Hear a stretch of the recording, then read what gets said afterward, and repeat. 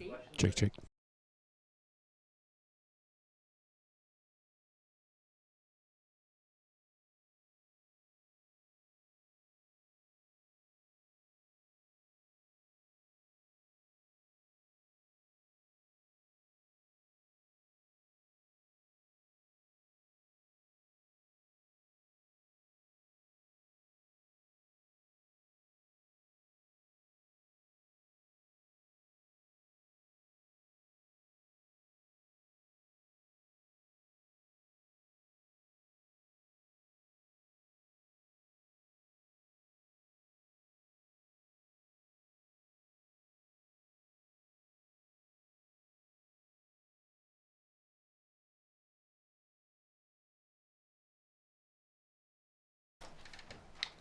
Good evening. I'd like to call together the Wyndham Raymond School District Board of Directors meeting.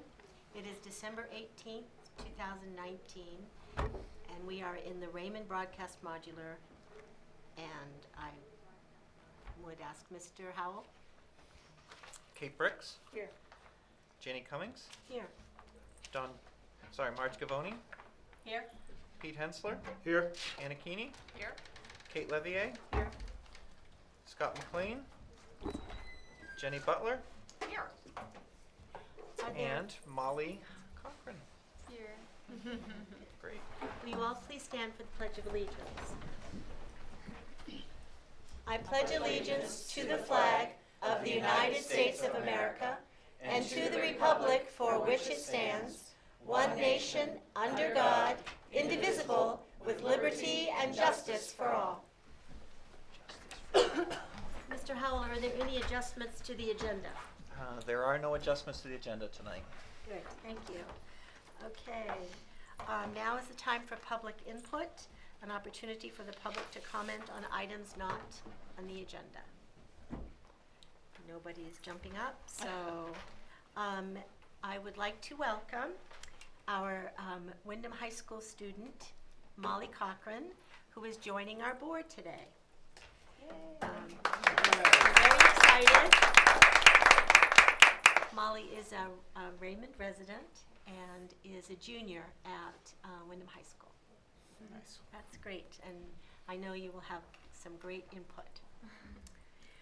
Okay. Now I'd like to ask Bill Hansen, the Director of Facilities for RSU 14, to come up and talk about competitive energy services.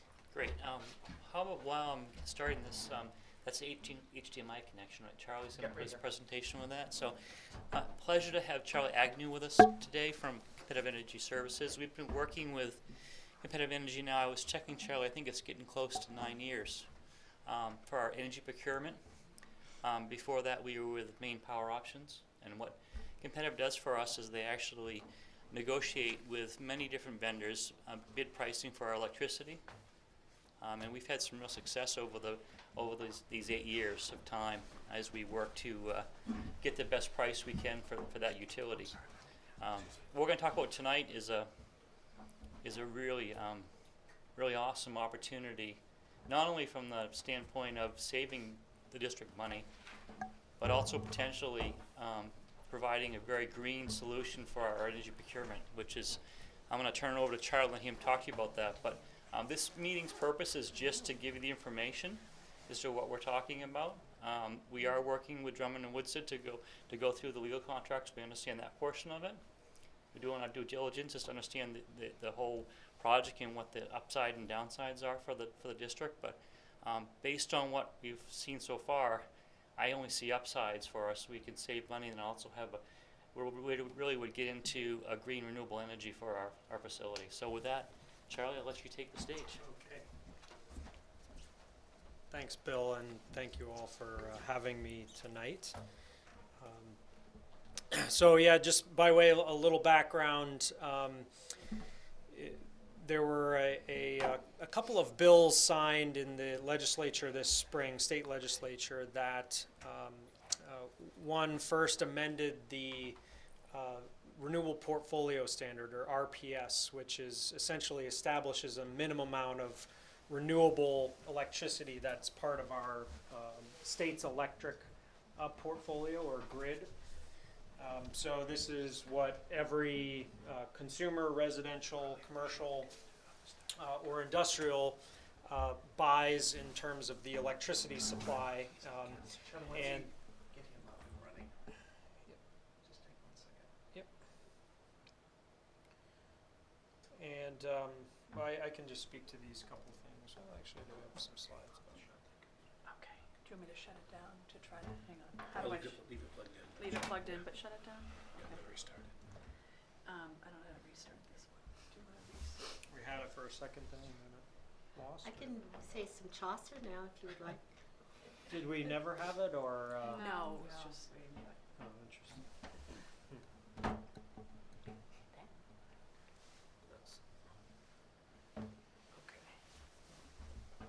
Do the old classic restart? Yep. Oh boy. Up to date too. Yeah, she's doing well. You got Thank you. This is the quietest that it has been. I think I'm going to like the zen of this right now. Yeah, I mean, this is fairly basic information, just while we're getting booted up here. I can continue to just speak to what's happened this spring, and then we should be up and running by the time this computer updates and comes online. So I apologize for that. But one bill, LD 1494, was an act to renew the state's RPS, and as it stands today, all of our electricity supply in the state of Maine, 40% of that comes from renewable energy as it is. 30% of that 40 from hydro and biomass facilities, 10% from solar and wind that has been built since 2005. And LD 1494 doubles that today's 40%, increases that to 80% by 2030. So over the course of the next decade, our electricity grid, doing nothing under this state law, will drive more and more renewables coming into the electric mix, if you will. So that's a great thing. Even if the district did nothing, there is going to be continue to be cleaner and cleaner electricity as a result of this bill. The unfortunate side effect of that is there is some cost to those renewables, and we've projected some cost increases over that 10-year period, order of magnitude that could add a penny per kilowatt hour after 5 years, and as much as 2 pennies per kilowatt hour by the end of that decade timeline. So this is just for context here. One of the bills that was signed. You know, essentially, if you do nothing, we do expect some of those renewable costs to start increasing in terms of the supply component that we do help to manage. But then, as a benefit, your electricity will continue to be cleaner and cleaner. The second bill that was signed was LD 1711. This amended our state's net energy billing legislation, which essentially establishes value for renewable energy that gets exported to the grid. In other words, it's not being consumed on your facility or at your site. It's energy that goes out to the grid. This does not look like we're going to be successful here.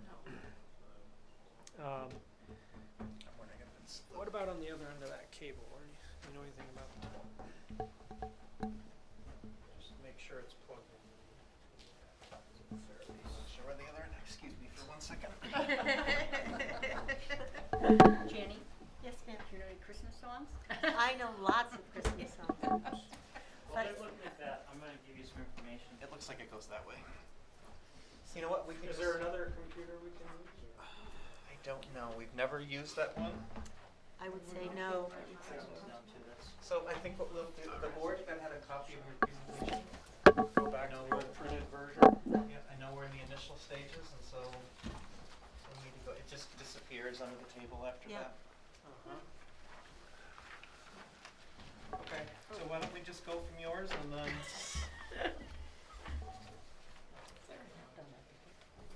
Sounds like he's on the phone talking to someone. Talking to Eric, probably. So what I just passed up to you is a history of our electricity purchases, and also history of our actual usage. So you have both, from 2008 to present.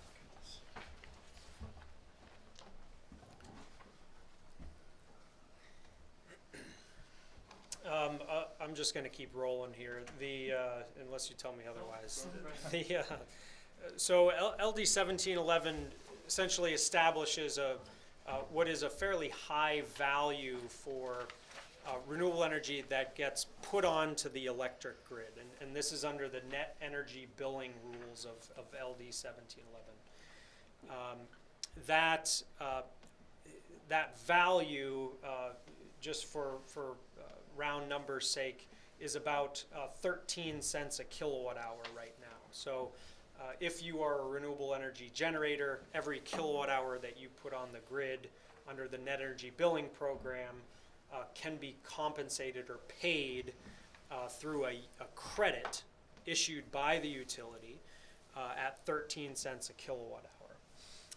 So we've been working, as Bill alluded to, our company was founded in this is our 20th year anniversary, so we've been in business for a while, and we've been kind of tracking this legislation for a while. We've also been working in Massachusetts, where similar programs were rolled out 6 or 7 years ago now. And we've helped some of the largest public entities in Massachusetts build hundreds of megawatts of solar under similar programs that we've seen come out this spring in Maine. And just one example, a client of ours, the University of Massachusetts, has saved over $14 million since they got into one of the early programs. And so we've kind of seen the progression of this throughout Massachusetts and then to Rhode Island. Interestingly, Governor Mills hired the fellow that now is the head of the energy office, Governor Energy Office, Dan Burgess, out of Massachusetts, and lo and behold, a lot of this policy ended up looking a lot like what was rolled out to the south of us. So the message is we've kind of seen this before, and we were prepared for it, and have approached a variety of our customers, our largest and some small as well, public and private institutions. We've got about 24 clients that range from the University of Maine, the City of Portland, L.L. Bean, Pratt & Whitney, all the Maine community colleges, and I think we have a handful of public school districts included as well. And what we did was aggregate the potential load, electric load of these consumers, and we went out to bid to see what sort of cost it would take to build enough solar projects to meet the load of this customer group. And we started that back in September. We issued the RFP. RSU 14 was included and listed as a participant. At the end of October, we received all of the bids. We had 18 different solar developers, some from the state of Maine, the majority of them from either New England or the rest of the country, that bid 118 different projects throughout the state of Maine into this RFP. And over the course of the past couple of months, we've been essentially trying to massage the group of projects and evaluate those based on, first of all, price, the cost to construct these projects, and second of all, the likelihood that they will get built. One of the big challenges here in Maine is, everyone is rushed into the state to chase this legislation. The distribution grids, the distribution infrastructure, we have, let's say there's several hundred different distribution networks that throughout Central Maine Power's service territory. Each one of those distribution networks really can only take one of the solar projects that is being proposed. They're all being proposed at the maximum size allowed under this new legislation, which is 5 megawatts or 5,000 kilowatts in scale. It's a solar facility that'll cover approximately 20 to 25 acres of land, just to give you an order of magnitude. And so, as these developers come in and try to find sites where they can lease the property that may have already maybe cleared land, a hay field or a farm field, or lightly forested property with access to, or along a state road with 3-phase distribution lines readily accessible. They've been going around the state, and if you are a landowner, you maybe have heard from a landowner who's heard from one of these developers, they're locking down the best sites to develop these projects and essentially trying to get in line to connect them to the CMP distribution network. And that's one of the biggest key components here, is where you stand in position in the interconnection queue, because once you're in line, essentially the first guy in line, if he can build the project, once he's in, the rest of the guys are out. So this all ties back to how we're evaluating the projects, but we're looking at price, we're looking at the likelihood that they can get interconnected and built. So in part, we're evaluating the financial stability of the developer themselves, and there's a few other kind of lesser evaluation criteria that we're doing now, and is intended to select, I think, what will be somewhere around 28 different 5 megawatt solar projects. We actually may have some small hydro that gets included as well. But ultimately, the way we envision over the course of the next month this playing out is that we will make awards to these solar developers.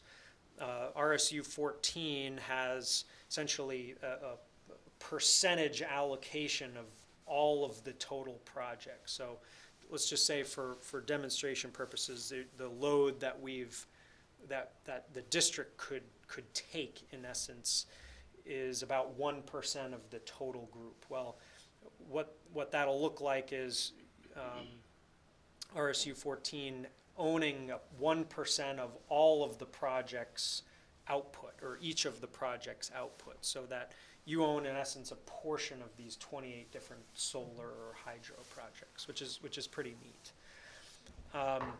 So that's what we're doing. Probably what may be important to you is, why would you do this? Why would we do this now? Or what's the benefit, both economic and environmental? And so I'll try and get to that a little bit. Again, this program, the Netergy billing program, as it's set up now, I alluded to it, it's pretty lucrative, and probably more lucrative than is really needed to spur solar development throughout the state. It also has a cap to the program, where once there's a certain amount of solar subscribed, it's expected that the program will probably close or somehow get restructured.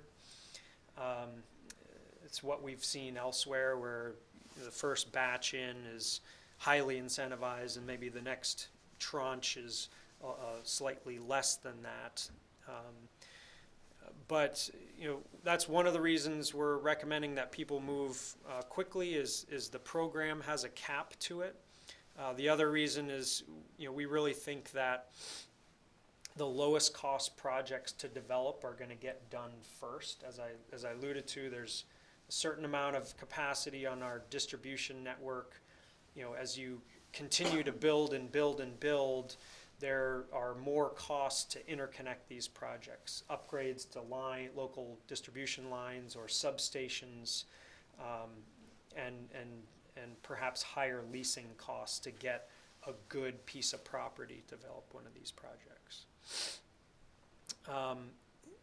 So a third reason, there is a federal tax incentive that's available, not to you, obviously, as you have no federal tax liability, but these developers are able to capture that and sell the tax equity off. So the federal investment tax credit, nearly 100% of the cost of these projects is eligible for that. And right now, these developers can monetize about 30% of their project costs in tax credits or tax avoidance, and pass that on to you. After the 31st of this year, that tax credit steps down to 26%, and after the end of 2020 steps down again, and so on. So there's a couple reasons why the timing is good. From an economic perspective, maybe most interesting to you folks is that the way the net energy billing credit has been defined, what we're expecting for credit rates from the electricity that's generated from these facilities is quite high with respect to or relation to the cost that it will take to develop these projects. So a couple of things that we know right now are this kind of the aggregate of these 28 projects, in order for the district to essentially buy in, at this 1% level, will cost order of magnitude, let's just say 9 cents a kilowatt hour to purchase the credits from these solar facilities. And the utility is going to issue you back, well, as it stands today, a credit that's close to 13 cents a kilowatt hour. So the relationship kind of flow here is you sign an agreement with a solar developer for 9 cents a kilowatt hour. Everything that gets generated, you pay 9 cents a kilowatt hour. They take that contract, finance, construct, own and operate that solar facility, put the electricity to the grid, and let's call the grid Central Maine Power, the local utility here. They, under LD 1711, I'm getting warmed up now. Under 1711, they're obligated to issue a credit to your utility bill, and the way that credit is defined, again, today that would be 13 cents a kilowatt hour. So you pay 9, and CMP issues you a credit at 13 cents a kilowatt hour. So that's good, right? Every kilowatt hour that gets generated, you're actually saving money. I'm going to need to pull up my notes to recall what the exact math here was. Maybe Bill has it handy in his mind, but I think conservatively we were initially hoping for a couple cents differential, which, based on your contribution level, would have been about $42,000 per year. For a 2 cents, if that credit rate, if you could receive the credit rate as it is today, it could be twice that amount in annual savings. And, you know, and so that's like real money, like you're paying for the credits but receiving more in value. And so you probably want to say, okay, well, this sounds too good to be true. So what are the risks? And you know, a couple of them we've talked about, and certainly with others as well, is legislative risk, where you know, the political tides turn and a new governor comes in and, you know, attempts to overhaul the credit program. And we've seen that attempted in one other state, Nevada, a few years ago, and it roiled the financial markets and the participants in this program to such a great extent that eventually they just relinquished and essentially grandfathered the program, but closed it to new participants. And we think that's probably the worst case scenario here too, is that the energy billing program would get suspended but grandfathered. We think one of the valuable reasons to participate in this particular group is the minimization of political risk. Just to list some of the other folks in here, we have Auburn Public Schools, Bowdoin College, City of Augusta, City of Portland, South Portland, Colby, Falmouth School Department, Husson University, L.L. Bean, Maine Community Colleges, Maine General Hospital, Maine Maritime, Nestle Waters, New Balance, Pleasant River Lumber, Portland Water District, Pratt & Whitney, Pride Sports, RSU 14, Scarborough Schools, Jackson Laboratory, University of Maine, York County. And you know, we've seen in recent history a governor that's willing to kind of screw a couple of people like Statoil and University, but this diversity is politically near impossible to disrupt, you know, from a political perspective, in our opinion. So legislative risk is kind of how I would address that. The market risk, if you follow the logic here, this credit rate that I've described is indexed to the price of electricity as we pay it today. So in my example today, the credit rate's 13 cents. We have we have a purchase agreement at 9 cents. You know, if electricity prices dropped by 40 or 50%, you know, in essence, the credit would be worth less than you are paying out. And the way I describe this to Bill is that, you know, you guys are still buying electricity. There's nothing is going to be different about the way these schools buy electricity. And so if electricity prices drop 40%, great. Like, you guys are going to be paying 40% less on your utility bills. So, you know, that's one of the other major risks that we try to address here. I've just been rambling. So we talked about the economics. The other piece we haven't talked about is the environmental benefit, which also adds another economic opportunity. You know, this is something that, you know, the district can tout and market and use for education, and you know, all the right reasons, talk about how this reduces the district's carbon inventory. There's also a way to monetize the attributes that will be generated from this system, and I'll explain that a little bit more. For every 1,000 kilowatt hours generated, or a megawatt hour of electricity generated from these solar systems, there will be a renewable energy credit that's generated. And that credit has value within all of New England as a compliance,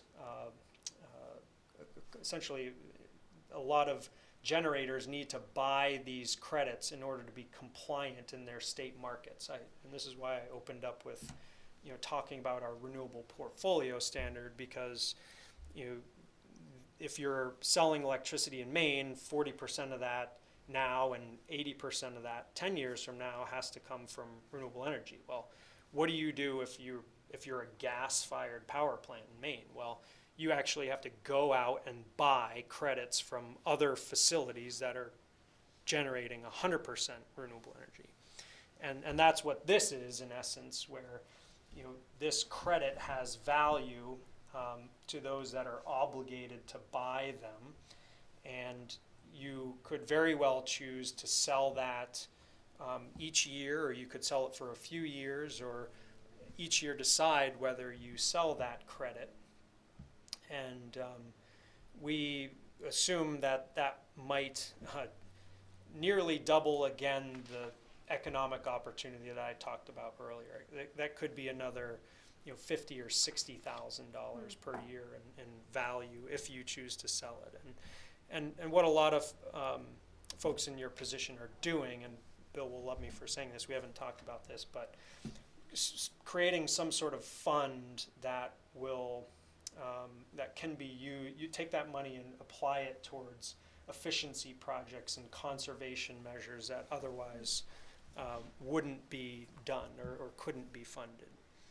There's a plug for your next round of projects. But you can do whatever, ultimately that credit, you can do whatever you want with it. You can essentially retire it and claim the carbon benefit, or sell it and use that money for whatever you choose. So,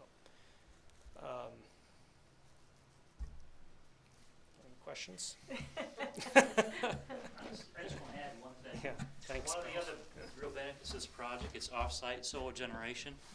So obviously, I could come to you and say, we want to put a solar field up here at RES, so we're going to cut the trees down behind the school and do all that, right? And that would be challenging in many different ways. We'd also be responsible for buying and maintaining this solar field. The great thing about this is that we're buying into this solar project, but we're not obligated to go out and maintain them. We're not going to have to make sure that that where the land is taken care of. I mean, it'll be, I'm sure environmentally it'll be solid, but it's not going to be in our purview to maintain, take care of, and then plan to replace in 20 years when they need to be replaced, or fix when something falls on and breaks them. So that's a huge benefit. I'm looking at this as an opportunity to really go green, save some electricity, but also not have the liability of having to have that field ourselves. And unfortunately, I wish we had more land for our schools, but that isn't something we have a lot of space for. And I'm not a huge proponent of putting them on the roofs, because eventually I got to get out to the roof and replace those, and making those projects much harder. So I think it's another real upside for the project, is it's not on our property. So I guess with this, we have questions that you may have about the project. Again, timing-wise, we're looking at probably having this be an agenda item in one of our January meetings right off, because we're going to be looking at deciding to have a board motion to go ahead and execute the contract to be part of the consortium. That's kind of really the next step coming right up. And it'll probably be early in January, because I know they're looking to get things all lined up as soon as possible. I have a question. You mentioned that something ended at the end of this year. That's in a week or 2 weeks? Yep, the federal investment tax credit. Okay. Yep. So, but we're not making, are we a part of this consortium now, or so we're making the decision in January? And you are at this point included in the consortium. Right. The process is at a point where we're looking for the final commitments from each of the participants. So we haven't, obviously, nobody has authorized or executed on anything on your behalf, any form of a commitment. That's what we're looking for over the next month here. Okay. Anybody else have any questions? Marge? If we decide to go forward and we did vote for it, when would we start to see the benefits of that? Yeah, great question. So obviously the credits, the agreement we envision the district signing is in essence a credit agreement. You don't take ownership of the power or the system, and only pay once you receive the credits from the utility. So in order for that to happen, the system needs to be online, and backing into that, most of the projects that bid in, these 28, some of them are already operating today, the couple of the small hydro facilities. So those could conceivably flow in 2020, but the bulk of the projects are in development and not likely going to be online until the end of next year, 2020. So realistically, credits flowing in the first part of 2021. And I had advised, Bill, maybe conservatively, not to put anything in your budget until, that next next June there. So the FY22, I guess. Great, thanks. Just want to also share with the board, before there's additional questions, is that we are being represented as we look at contracts by our law firm. Drummond Woodson Aga Dixon is the lead attorney for us. Also, Drummond Woodson has an in-house solar expert who has been working on some of the contract pieces. We also signed paperwork this week. It feels like a year this week. But we've also signed paperwork that we're being co-represented with the City of Auburn, and we're sharing legal costs for the review of this. And I know Drummond Woodson has also reached out to some of its other partners. And they'll be working with us because, again, we want to make sure that this is the best deal for the district. The other component is this is a lengthy commitment. This is a 20-year commitment. And so we want to make sure that prior to going into that commitment that, we're all clear. Here are the pluses and minuses, because 20 years from now, probably none of us will be around this table, and another board will be dealing with this and working through this, and we want to make sure that this will be a good deal for years to come. Mark, in line with what you just said, it's a 20-year contract, but are there periods of time where it comes up for review? It's like after 3 years you review it, blah, blah, blah, or is it just, this is it, you got it, see you in 20 years? There's components within the contract that if the developer does not meet certain load requirements, certain production requirements, that there's an opportunity for the district to part ways. Again, I'm not an attorney, and that's why we rely upon our law firm to go through those contracts, and again, to make sure that whatever is negotiated for a final piece is going to be in the best interest of the district. But given the investment that companies are going to be making to build all of these facilities, it would be nice to, they have to make the commitment. It'd be nice to make sure that we're set and secure as we go into that, because again, these are not inexpensive things to build. And I think probably all of you have read articles at some point with City of Portland talking about its green initiative. I'm assuming this is the project in which they're working to become a part with. They are part of the consortium, yeah. And so it is an opportunity. I mean, I would like to see, at some point, to take a field trip, if we do go forward with this, to see our 1%, to see what part. I think we could hang an eagle and a roadrunner in that one little section.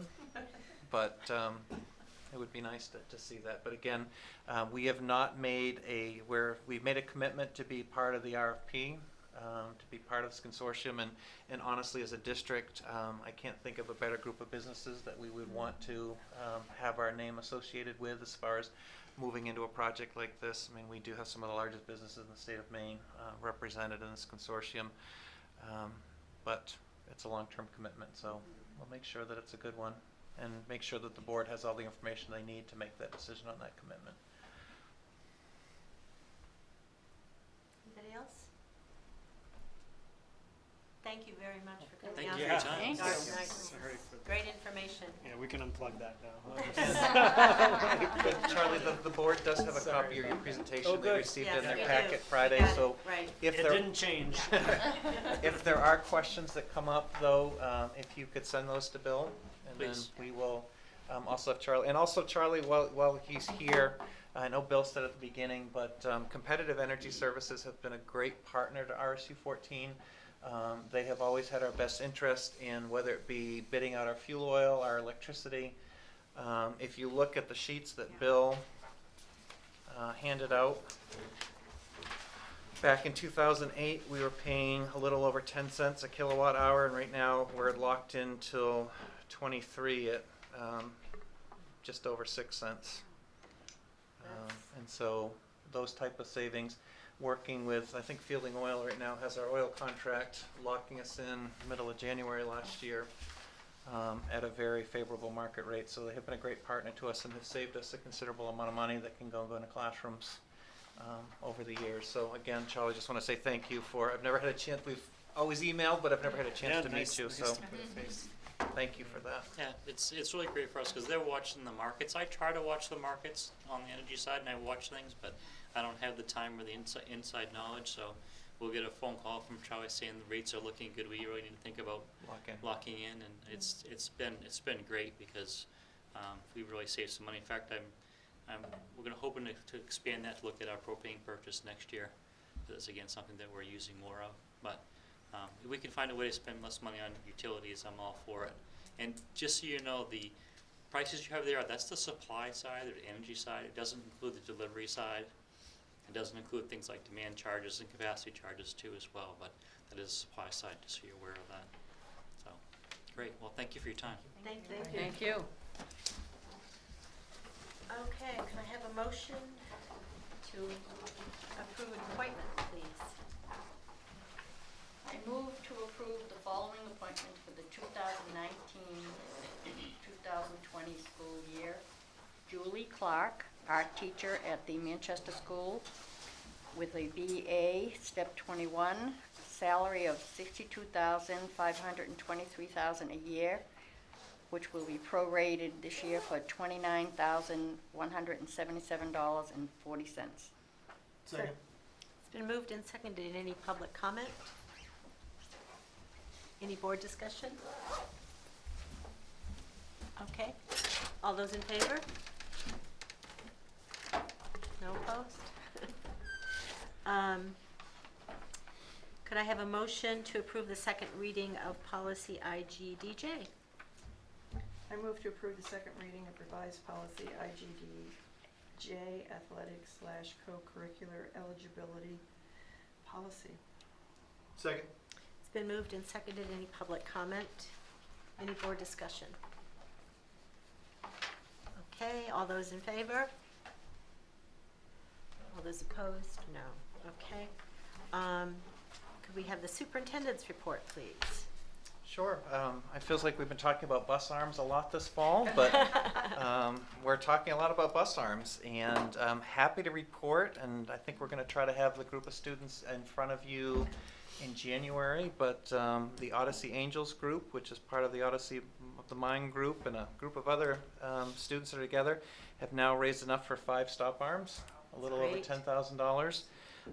In addition, the community group, I think, has also reached the point where they're close to 5 stop arms, and tomorrow night on Wyndham's version of Speak Out with Representative Patrick Corey, they're going to be doing a whole session on bus arms and what that is. So we have 23 buses that are out on the roads every day, and then we obviously have our spare pool. But I think at this point, with the 3 that the RSU has purchased, that 13 buses will be equipped. And if you remember, none of these were budgeted.